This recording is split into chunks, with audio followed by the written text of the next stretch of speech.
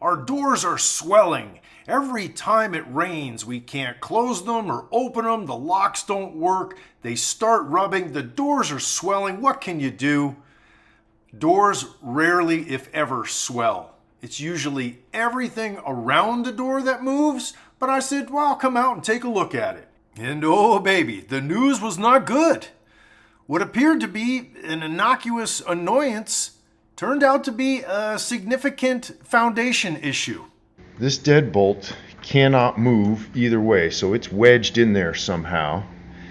And I can see right here where the door is rubbing against the jamb. It's really pressed hard against it.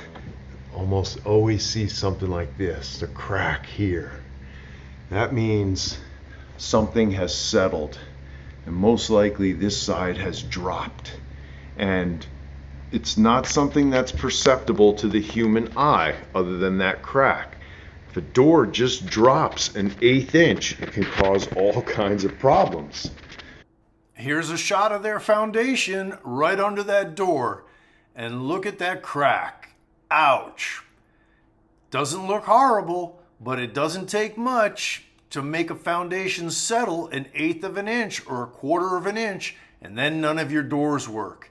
During a heavy rain, the ground gets wet and soft, and the crack in this foundation causes that wall to just drop a little bit, and that causes the door problem. But because it rained, the client thinks, my doors are swelling. And here's another door in the back portion of the house. Same issue.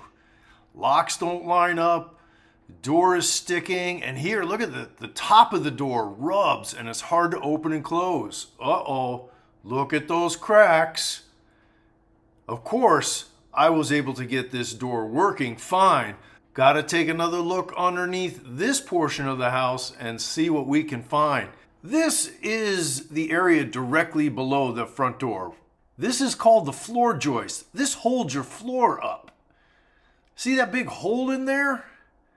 Somebody cut into there to do something.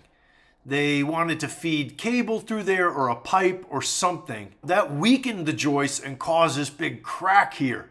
So now the whole floor is sagging just enough to screw up the door. So the point of all of this is to show that sometimes customers say, my door is swelling, it's causing a problem, when in fact their door was simply revealing a problem.